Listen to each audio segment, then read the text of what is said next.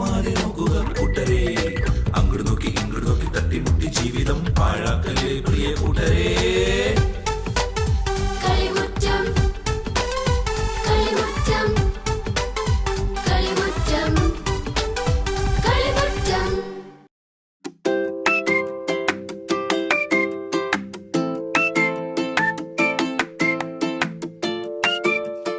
കൊച്ചു കൂട്ടുകാർക്കും കളിമുറ്റത്തിന്റെ ഇന്നത്തെ എപ്പിസോഡിലേക്ക് സ്വാഗതം. കൂട്ടുകാരെ, ഇന്നത്തെ ദിവസത്തിന്റെ പ്രത്യേകത നിങ്ങൾക്ക് എല്ലാവർക്കും അറിയാലോ. ഇന്ന് ഓശാന ഞായറല്ലേ. പള്ളിയിൽ പോയോ? കുരുത്തോലയൊക്കെ വാങ്ങിച്ചോ? ആഗ്നസ് ഇന്ന് പള്ളിയിൽ പോയി കുരുത്തോലയൊക്കെ വാങ്ങിച്ചില്ലേ? ഞാൻ രാവിലെ പള്ളിയിൽ പോയി കുരുത്തോല വാങ്ങിച്ചു. കൂട്ടുകാരെ, ഓശാന എന്ന വാക്കിന്റെ അർത്ഥം എന്താണെന്ന് നിങ്ങൾക്ക് അറിയാമോ? ആഗ്നസിന് അറിയോ ഉത്തരം? ഈശോ ഞങ്ങളെ രക്ഷിക്കണേന്നാണോ? പകുതി ശരിയായി, പകുതി തെറ്റി. രക്ഷിക്കണേ എന്നാണ് ഓശാന എന്ന വാക്കിന്റെ അർത്ഥം. ഓശാന എന്ന വാക്കിന്റെ അർത്ഥം അത്രേ ഉള്ളല്ലേ? എങ്കിൽ കൂട്ടുകാരെ, കളിമുറ്റത്തിൽ ഇന്ന് ആദ്യം എന്താണെന്ന് നോക്കിയാലോ.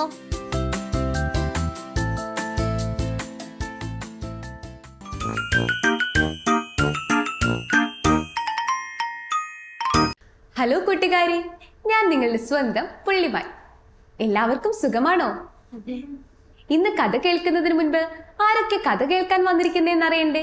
നമുക്ക് എല്ലാരെയും ഒന്ന് പരിചയപ്പെട്ടാലോ. കീരിക്കുട്ടന്റെ പേരെന്താ? ജൂഡിത്ത്. ഏത് കാട്ടിൽ നിന്നാ വരുന്നേ? അങ്കമാലി കാട്ടിൽ നിന്നാണ്. തത്തമ്മയുടെയോ? ക്രിസ്റ്റീന. ഏത് കാട്ടിൽ നിന്നാ വരുന്നേ? മഞ്ചാടി കാട്ടിൽ നിന്ന്. ജിറാഫിന്റെ പേരെന്താ? ടാനിയ. ഏത് കാട്ടിൽ നിന്നാ? അങ്കമാലി. താറാവിന്റെ പേരെന്താ? ആഗ്നസ് ആൽബിൻ. ഏത് കാട്ടിൽ നിന്നാ വരുന്നേ? തവളപ്പാറേത്. നിങ്ങളെല്ലാവരും കഥ കേൾക്കാൻ റെഡിയാണോ?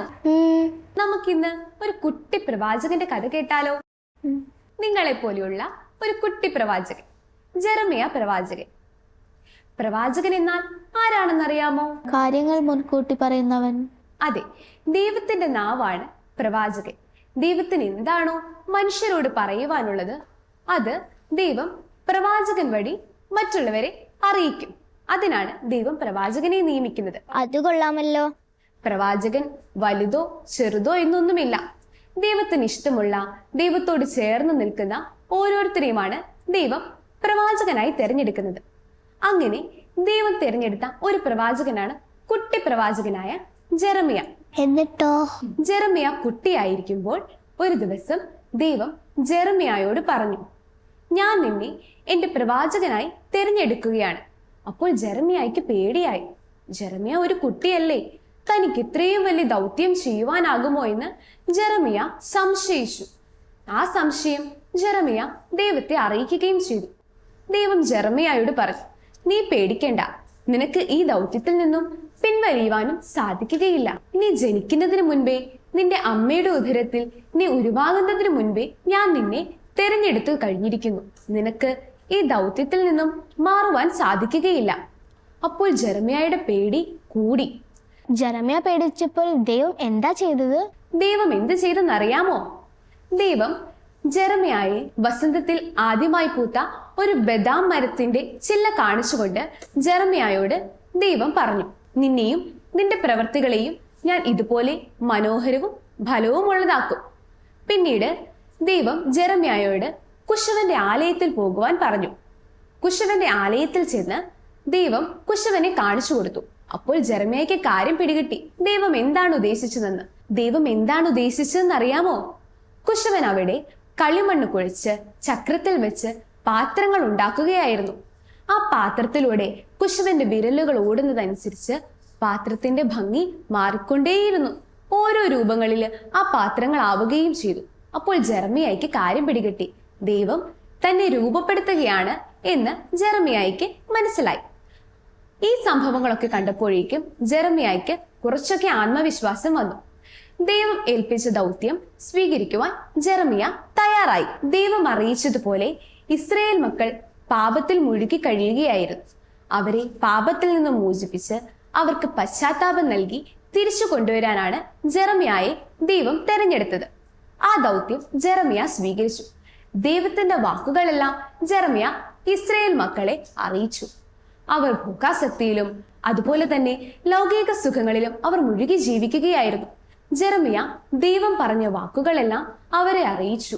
നിങ്ങൾ പാപത്തിൽ നിന്നും വ്യതിചലിക്കണം, നിങ്ങൾ മാനസാന്തരപ്പെടണം, അല്ലെങ്കിൽ നിങ്ങൾ നശിക്കുമെന്ന്. പക്ഷേ കുട്ടി പ്രവാചകനല്ലേ? ആരെങ്കിലും ജെറമിയ പറഞ്ഞത് കേട്ടോ? ഇല്ല, ആരും അത് കേട്ടേയില്ല. അവർ വീണ്ടും പഴയ രീതി തന്നെ മുൻപോട്ട് കൊണ്ടുപോയി. പിന്നീടും ദൈവം അറിയിച്ചതുപോലെ ജെറമിയ അവരെ കാര്യം ധരിപ്പിച്ചു. പക്ഷെ ജെറമിയ പറഞ്ഞത് ഒന്നും അവർ കേട്ടേയില്ല. ദൈവത്തിന് കോപമായി.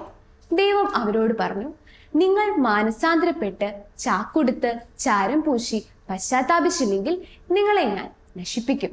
അതുമല്ല, നിങ്ങൾ ശത്രുരാജ്യത്തിന്റെ അടിമകളായി തീരുകയും ചെയ്യും. ഇതെല്ലാം പറഞ്ഞിട്ടും ഇസ്രായേൽ മക്കൾക്ക് ഒരു മാറ്റവും സംഭവിച്ചില്ല. അവർ വീണ്ടും വിഗ്രഹാരാധനയിലും ലൗകിക സുഖങ്ങളിലും ജീവിച്ചു. അങ്ങനെ അവസാനം ദൈവം പറഞ്ഞത് പൂർത്തിയായി. അവർ ശത്രുരാജ്യത്തിന്റെ അടിമകളായി തീർന്നു. അവർ അടിമകളായിരിക്കെ കുറേയധികം പീഡനങ്ങളും ദ്രോഹങ്ങളും സഹിക്കേണ്ടി വന്നു. അപ്പോൾ അവർക്ക് ബോധോദയം ഉണ്ടായി. അവർ ചെയ്തതെല്ലാം തെറ്റാണെന്നും അവർ പാപത്തിന്റെ വഴിയെയാണ് ചലിച്ചിരുന്നതെന്നും അവർക്ക് മനസ്സിലായി. അവർ ഈ അടിമകളായിരുന്നപ്പോൾ പോലും ജെറമിയ പ്രവാചകൻ അവരെ കൈവിട്ടില്ല. അവരുടെ കൂടെ എന്നും കഷ്ടതയിലും ജെറമിയ പ്രവാചകൻ കൂടെ ഉണ്ടായിരുന്നു. അങ്ങനെ അവർക്ക് അവസാനം മാനസാന്തരപ്പെടുകയും അവർ ദൈവത്തോട് പ്രാർത്ഥിക്കുകയും ചെയ്തു. ദൈവമേ, ഞങ്ങളോട് കരുണയുണ്ടാകണമേ, ഞങ്ങൾ ചെയ്തത് തെറ്റായി പോയി, ഞങ്ങളുടെ മേൽ കരുണയുണ്ടാകണമേ എന്നെല്ലാം അവർ പ്രാർത്ഥിച്ചു. അങ്ങനെ അവസാനം അവർ മാനസാന്തരപ്പെട്ടു. ഈ കഥ നിങ്ങൾക്ക് എല്ലാവർക്കും ഇഷ്ടമായോ? ഇഷ്ടമായി. ഈ കഥയിൽ നിന്നും എന്താ മനസ്സിലായത്? നമ്മൾ ആരും പാവം ചെയ്യരുതോ? അതെ, നമ്മൾ ഒരിക്കലും പാപം ചെയ്യരുത്. പാപം ചെയ്താൽ തന്നെ നമ്മൾ അതിന് പശ്ചാത്താപിച്ച് ദൈവത്തിന്റെ അടുക്കിലേക്ക് തിരിച്ചു വരികയും ചെയ്യണം. കൂട്ടുകാരെ, ഇന്ന് പുള്ളിമാൻ പറഞ്ഞ കഥ നിങ്ങൾക്ക് ഇഷ്ടമായോ? നല്ല രസമുണ്ടായിരുന്നില്ലേ അത് കേൾക്കാൻ? ഇവാനിയക്ക് ഇഷ്ടമായോ പുള്ളിമാൻ പറഞ്ഞ കഥ? എനിക്കിഷ്ടമായി. ആഗ്നസിനോ? എനിക്കും ഇഷ്ടമായി. കൂട്ടുകാരെ, നിങ്ങൾക്ക് എല്ലാവർക്കും അന്നമോൾ ഇഷ്ടമല്ലേ? ഞങ്ങൾക്ക് ഒത്തിരി ഇഷ്ടം. ഈ അന്നമോൾക്ക് എന്തോരം സംശയങ്ങളാണല്ലേ. ഇന്ന് എന്തായിരിക്കും അന്നമോളുടെ സംശയം? നമുക്കൊന്ന് കണ്ടു നോക്കിയാലോ?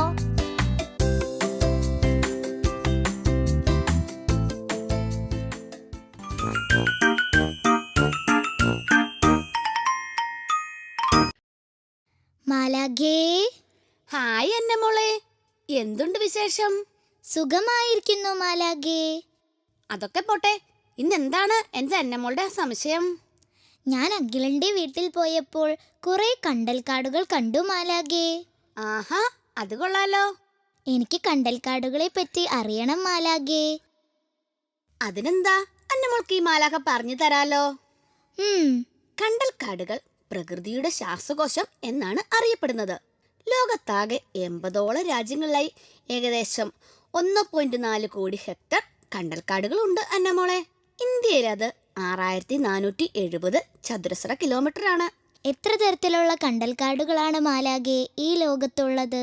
ഏകദേശം 60-70 വർഗത്തിൽപ്പെട്ട കണ്ടലുകൾ ഉണ്ട് ഈ ഭൂമിയിൽ. ഒരേ സമയം കരയിലും വെള്ളത്തിലും കാലൂന്നി കഴിയുന്ന സസ്യങ്ങളാണ് കണ്ടലുകൾ. കരയുടെ കാവൽക്കാരനാണ് കണ്ടൽ. കരയിലും വെള്ളത്തിലും കാൽ നട്ട് കഴിയുമ്പോഴേക്കും കരയോട് കൂട്ടുകൂടാനാണ് കണ്ടലിന് കൂടുതൽ ഇഷ്ടം. അത് കൊള്ളാമല്ലോ മാലാഖേ. പിന്നുണ്ടല്ലോ അന്നമോളെ, തീരെ ചെറിയ കുറ്റിച്ചെടികൾ മുതൽ 60 മീറ്ററോളം ഉയരം വെക്കുന്ന വൻമരങ്ങൾ വരെയുണ്ട് കണ്ടൽ വർഗത്തിൽ. ഉഷ്ണമിതോഷ്ണ മേഖലകളിലാട്ടോ കണ്ടലുകൾ ഉള്ളത്. ശരിക്കും എന്താ മാലാഖേ ഈ കണ്ടലുകൾ? ലവണാംശം കൂടുതലുള്ള നദീമുഖ ഡെൽറ്റകൾ, അഴിമുഖത്തെ ചെളിത്തട്ടുകൾ, ചതുപ്പ് നിലങ്ങൾ എന്നിവിടങ്ങളിലായി കണ്ടുവരുന്ന ഹാലോഫൈറ്റ് സസ്യങ്ങളാണ് കണ്ടലുകൾ. കണ്ടലുകൾ ദൂരെ നിന്ന് നോക്കിയാലേ കരയ്ക്കും വെള്ളത്തിനുമിടയിൽ ഒരു അരപ്പട്ട കെട്ടിയിരിക്കുന്നത് പോലെ അന്നമോളെ തോന്നുകയുള്ളൂ. മറ്റു സസ്യങ്ങളും കണ്ടലുകളും തമ്മിലുള്ള വ്യത്യാസം എന്താ മാലാഖേ? എല്ലാ സസ്യങ്ങളും വേരുകൾ ഭൂമിയിലേക്ക് നീട്ടി വളർത്തുമ്പോൾ കണ്ടലിന്റെ വേരുകൾ മണ്ണിൽ നിന്നും മുകളിലേക്കാണ് വളരുന്നത്. അതെന്താ മാലാഖേ അങ്ങനെ? കണ്ടലുകൾ വളരുന്നത് ഓക്സിജന്റെ അളവ് തീരെ കുറവുള്ള ചതുപ്പ് പ്രദേശങ്ങളിലാണ്. അതാണ് പ്രധാന കാരണം. അങ്ങനെ വളരുന്ന വേരുകളിൽ ചിലത് ഓക്സിജൻ ആഗിരണം ചെയ്യാൻ കഴിവുള്ളവയാ. അത്തരം വേരുകളിൽ നേർത്ത സുഷിരങ്ങളും കാണും. ഇങ്ങനെയുള്ള വേരുകളെ ബ്രീത്തിങ് റൂട്ട്സ് എന്ന അന്നമോളെ വിളിക്കുക. അത് കൊള്ളാലോ. മാത്രമല്ല, ചതുപ്പുള്ള നിലത്തേക്ക് ആഴ്ന്നിറങ്ങുന്ന വേരുകളാണ് കണ്ടലുകൾക്കുള്ളത്. കണ്ടൽ ചെടിയുടെ മറ്റൊരു പ്രധാന പ്രത്യേകത വിത്തുകളാ. അമ്മ ചെടിയിൽ നിന്ന് തന്നെ വിത്തുകൾ പൂർണ്ണ വളർച്ചയെത്തുകയും മുള പൊട്ടുകയും ചെയ്യും അന്നമോളെ. എന്നിട്ടോ? മുള പൊട്ടിയ വിത്തുകൾ ചെടിയിൽ നിന്ന് പൊഴിഞ്ഞ് താഴെ കിടന്ന് വളരും. വിത്തായിരിക്കുമ്പോൾ തന്നെ ലവണാംശം അധികമുള്ള ജലം വലിച്ചെടുക്കാനും മറ്റു സസ്യങ്ങൾക്ക് അതിജീവിക്കാനാവാത്ത സാഹചര്യത്തിൽ നിലനിൽക്കാനും കണ്ടലുകൾക്ക് കഴിയും. കണ്ടല് കൊണ്ട് പരിസ്ഥിതിക്കുണ്ടാകുന്ന ഗുണങ്ങൾ എന്തൊക്കെയാ മാലാഖേ? നിരവധി തരത്തിലുള്ള മത്സ്യങ്ങൾക്ക് കഴിഞ്ഞുകൂടാനുള്ള ആവാസ കേന്ദ്രങ്ങളാണ് കണ്ടൽക്കാടുകൾ. മാത്രമല്ല മത്സ്യങ്ങളുടെ വംശവർധനയ്ക്ക് അനുയോജ്യമായ ആവാസ വ്യവസ്ഥയും കണ്ടലുകൾ ഒരുക്കുന്നുണ്ട്. മത്സ്യങ്ങൾ മാത്രമല്ല അന്നമോളെ കണ്ടൽക്കാടുകളിലെ ജീവികൾ. പിന്നെ ബംഗാൾ കടുവ, യൂറോപ്യൻ നീർനായ, ടോങ്കിൾ ലീഫ് മങ്കി, റക്കൂൺ, കടലാമ, സന്യാസി ഞണ്ട്, ഫ്ലൈയിങ് ഫോക്സ്, നൈൽ മുതല, പലതരത്തിലുള്ള ദേശാടന പക്ഷികൾ എന്നിവയെല്ലാം കണ്ടൽക്കാടുകളിലെ ജീവികളാ. അനേകം തരത്തിലുള്ള ജീവികൾ കണ്ടൽക്കാടുകളിൽ ഇങ്ങനെ ജീവിക്കുന്നുണ്ട് അന്നമോളെ. പിന്നുണ്ടല്ലോ, ആർത്തലച്ചു വരുന്ന തിരമലകളിൽ നിന്നും കൊടുങ്കാറ്റിൽ നിന്നുമെല്ലാം തീരത്തെ കാത്തു സംരക്ഷിക്കാൻ കണ്ടലുകൾക്ക് പ്രത്യേക കഴിവുണ്ട്. അതിനെ തീരപ്രദേശത്ത് കണ്ടലുകൾ വെച്ചുപിടിപ്പിക്കുകയും അവയെ നശിപ്പിക്കാതെ സംരക്ഷിക്കുകയും വേണം. അത് നല്ല കാര്യമാണല്ലോ മാലാഖേ. ഇങ്ങനെയുള്ള കണ്ടലുകളുടെ മഹത്വമറിയാതെ കണ്ടലുകൾ ഇന്ന് പലരും നശിപ്പിച്ചുകൊണ്ടിരിക്കുക അന്നമോളെ. ഞാൻ കണ്ടലുകളെ പറ്റി എന്റെ ഫ്രണ്ട്സിനോട് പറയാട്ടോ മാലാഖേ. എങ്കിൽ ഒരു കാര്യം കൂടി ചെയ്തോ അന്നമോളെ. വീട്ടിൽ നിന്നോ സ്കൂളിൽ നിന്നോ കേരളത്തിലെ ഒട്ടുമിക്ക ജില്ലകളിലുമുള്ള കണ്ടലുകൾ കാണാൻ ഒരു പഠനയാത്ര കൂടി നടത്താൻ ടീച്ചേഴ്സിനോടും പേരൻസിനോടും ഒക്കെ പറഞ്ഞു അന്നമോളെ. ഇത് നല്ല ഐഡിയയാ. എനിക്കിതൊക്കെ എന്റെ ഫ്രണ്ട്സിനോടും ടീച്ചേഴ്സിനോടും പറയണം. മിടുക്കി. എങ്കിൽ അന്നമോൾ വീട്ടിലോട്ട് പോയിക്കോട്ടോ. ബായ് മാലാഖേ. ബായ് അന്നമോളെ. കൂട്ടുകാരെ, അന്നമോളുടെ സംശയം കാരണം നിങ്ങൾക്ക് കുറെ കാര്യങ്ങൾ അറിയാൻ സാധിച്ചില്ലേ? ഇവാനിയ, ഞാനൊരു കുസൃതി ചോദ്യം ചോദിക്കട്ടെ. ഇവാനിയ ഇതിന്റെ ഉത്തരം പറയുവോ? ഞാൻ പറയാലോ. വിശപ്പുള്ള രാജ്യം. വിശപ്പുള്ള രാജ്യോ? അങ്ങനെ ഒരു രാജ്യമുണ്ടോ? ഉണ്ടെന്നേ. ഒന്ന് ആലോചിച്ച് നോക്കിക്കേ. എനിക്കറിയില്ല കേട്ടോ. ആഗ്നസ് ഒന്ന് പറഞ്ഞു തരാമോ? ഹംഗ്രിയാണ് എന്റെ ആൻസർ. ഓ, ഹംഗ്രി. ഇനി ഞാനൊരു ചോദ്യം ചോദിക്കട്ടെ. ആഗ്നസ് അതിന് ഉത്തരം പറയാമോ? ഞാൻ പറയാലോ. നമുക്ക് 4 സുവിശേഷങ്ങളല്ലേ ഉള്ളത്? മത്തായി, മർക്കോസ്, യൂക്ക, യോഹന്നാൻ. ഇതിൽ ഏത് സുവിശേഷമാണ് ഏറ്റവും ചെറുത്? ആഗ്നസിന് അറിയാമോ? മത്തായാണോ? മത്തായിയുടെ സുവിശേഷമല്ല, പക്ഷേ അതിന് അടുത്തുള്ള സുവിശേഷമാണ്. മർക്കോസിന്റെ സുവിശേഷമാണോ? അതെ, കറക്റ്റ് ആൻസർ. എങ്കിൽ കൂട്ടുകാരെ, ഇനി കളിമുറ്റത്തിൽ അടുത്തത് എന്താണെന്ന് നോക്കിയാലോ.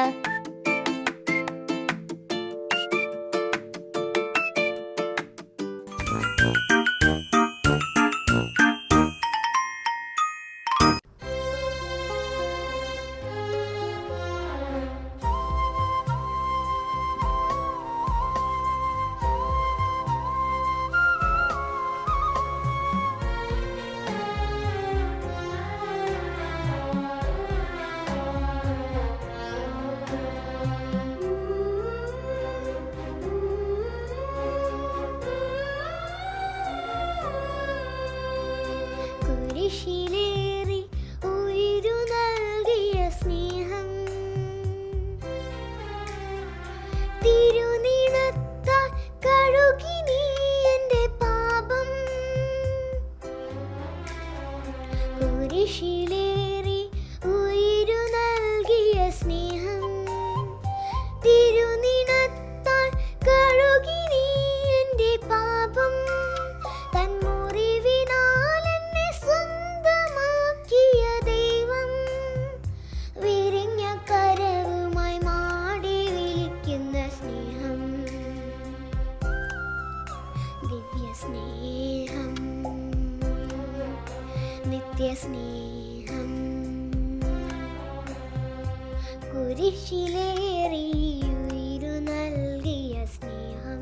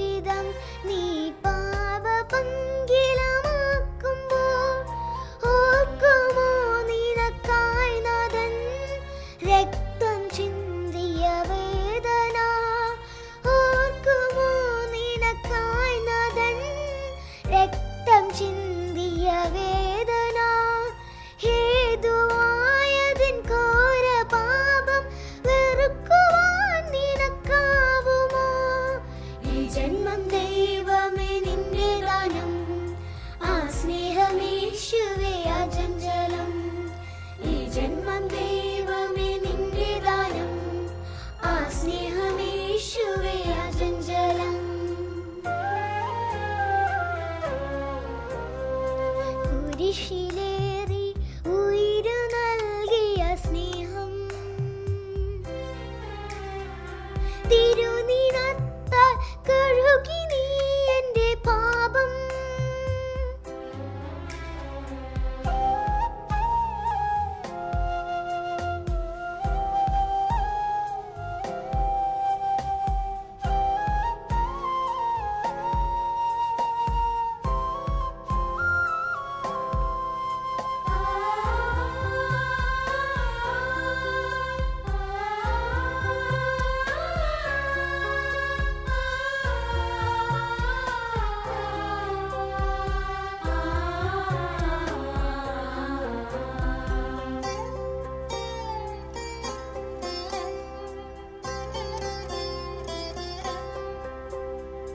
വാനിൽ പാറുന്ന കിളികളും വയലിൽ പൂക്കുന്ന ലില്ലിയും വാനിൽ പാറുന്ന കിളികളും വയലിൽ പൂക്കുന്ന ലില്ലിയും വെറും ധൂളിയായി മറങ്ങിടുമ്പോൾ നിൻ ഹൃത്തിലേകിയ ആത്മാവിനെ വെറും ധൂളിയായി മറങ്ങിടുമ്പോൾ നിൻ ഹൃത്തിലേകിയ ആത്മാവിനെ ആനാഥനേകിയ നിത്യജീവൻ ത്യജിക്കുവാൻ നിനക്കാവുമോ നിൻ രൂപം നൽകി നീ ധന്യമാക്കി എന്നാത്മാവെത്രയോ ശ്രേഷ്ഠമാക്കി നിൻ രൂപം നൽകി നീ ധന്യമാക്കി എന്നാത്മാവെത്രയോ ശ്രേഷ്ഠമാക്കി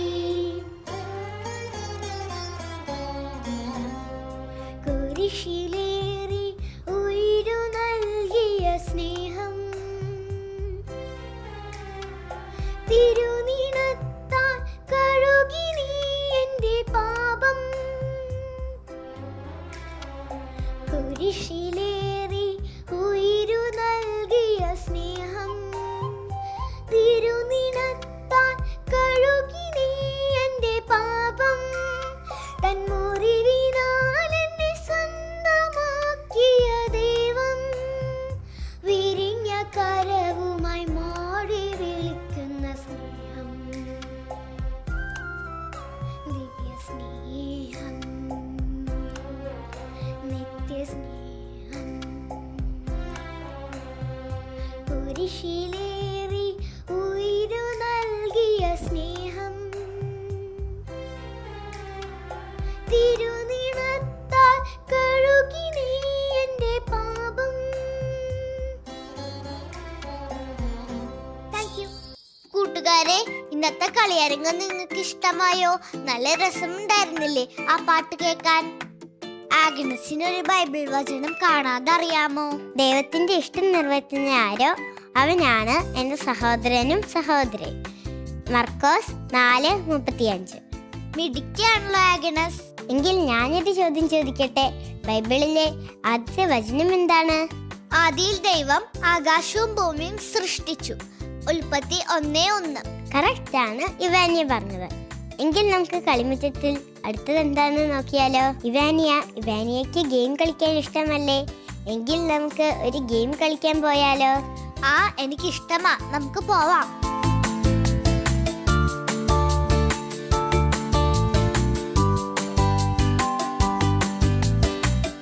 നമ്മൾ എത്ര തെറ്റ് ചെയ്ത് ദൈവത്തിൽ നിന്ന് അകന്നു പോയാലും നമ്മൾ സോറി പറഞ്ഞാൽ ദൈവം നമ്മളെ സ്വീകരിക്കും. അതാണ് നമ്മുടെ ഇന്നത്തെ ഗെയിം. ഇത് നമ്മളാണ്, ഇത് നമ്മുടെ ദൈവമാണ്. നമുക്ക് ദൈവത്തിന്റെ ഹൃദയത്തിന്റെ ഉള്ളിലേക്ക് പോകാം. ഇതുപോലെ നമുക്ക് ദൈവത്തിന്റെ ഹൃദയത്തിന്റെ ഉള്ളിലേക്ക് കടക്കാം. നമുക്ക് ഈ കപ്പുകളുടെ ഉള്ളിൽ ബോളുകളാക്കാം.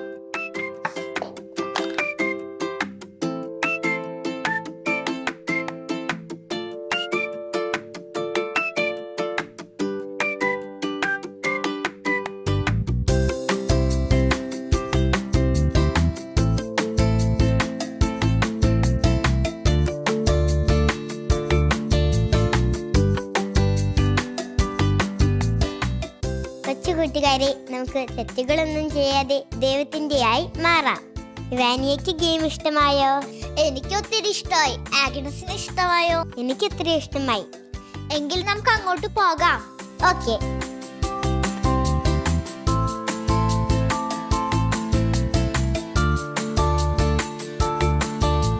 കൂട്ടുകാരെ, ഞങ്ങൾ കളിച്ച ഗെയിം നിങ്ങൾക്ക് എല്ലാവർക്കും ഇഷ്ടമായോ? എങ്കിൽ ഈ വെക്കേഷന് നിങ്ങൾ ട്രൈ ചെയ്ത് നോക്കണേ. റോഷാന നായറായിട്ട് നമുക്കൊരു കുസൃതി കുടുക്കയായ വാർത്തയിലെ താരത്തെ പരിചയപ്പെട്ടാലോ?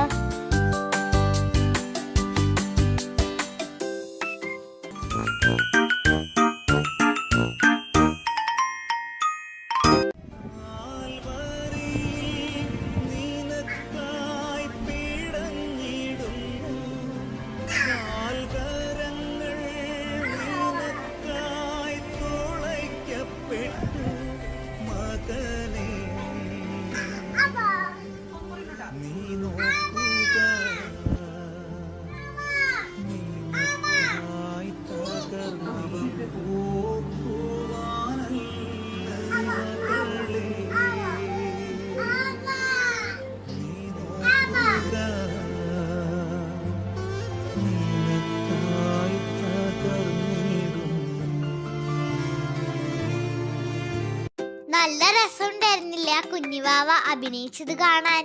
ആഗ്നസിന് ഇഷ്ടമായോ? എനിക്ക് ഒത്തിരി ഇഷ്ടമായി. എനിക്കും ഒത്തിരി ഇഷ്ടമായി. നല്ല ക്യൂട്ടായിട്ടുണ്ടായിരുന്നു.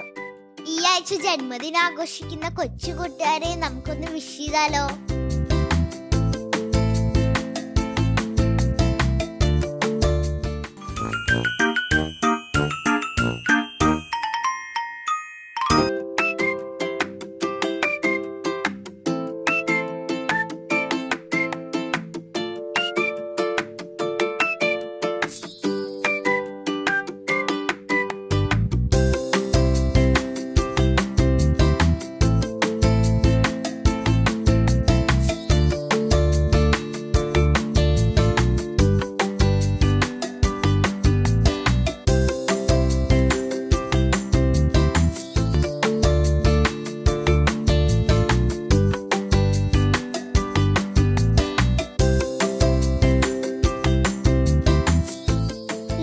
ജന്മദിനം ആഘോഷിക്കുന്ന എല്ലാ കൂട്ടുകാർക്കും ഞങ്ങളുടെ വക ഹാപ്പി ബർത്ത്ഡേ.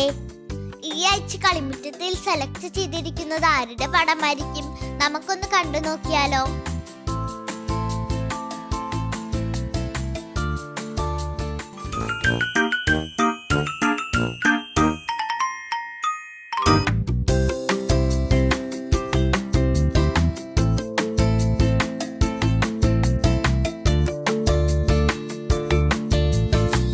കൂട്ടുകാരെ, നിങ്ങൾക്കും ഇതുപോലെ പടങ്ങൾ വരയ്ക്കാനും കഥകൾ പറയാനും പാട്ടുകൾ പാടാനും അറിയാമെങ്കിൽ തീർച്ചയായും കളിമുറ്റത്തിൽ പങ്കെടുക്കാം. അതിനായി ഞങ്ങളെ കോൺടാക്ട് ചെയ്യേണ്ട address: the producer, Kalimuttam, divine vision, divine retreat centre, Muringoor PO, Chalakudy, Thrissur. Pin 680309. Email kalimutamgtv24@gmail.com. Phone 8606460033. കൂട്ടുകാരെ, നിങ്ങൾക്ക് ഇന്നത്തെ ഓശാന ഞായറിന്റെ എപ്പിസോഡ് ഇഷ്ടമായോ? കൂട്ടുകാരെ, ഈ ആഴ്ച വിശുദ്ധ വാരമല്ലേ? അത് നിങ്ങൾ വിശുദ്ധിയോടെ ആചരിക്കണേ. എങ്കിൽ എല്ലാ കൊച്ചു കൂട്ടുകാർക്കും ഒരിക്കൽ കൂടി ഓശാന തിരുനാളിന്റെ മംഗളങ്ങൾ. എങ്കിൽ അടുത്ത ആഴ്ച ഇതിന് നല്ലൊരു എപ്പിസോഡുമായി ഞങ്ങൾ വീണ്ടും വരുന്നതായിരിക്കും. അതുവരേക്കും ബൈ.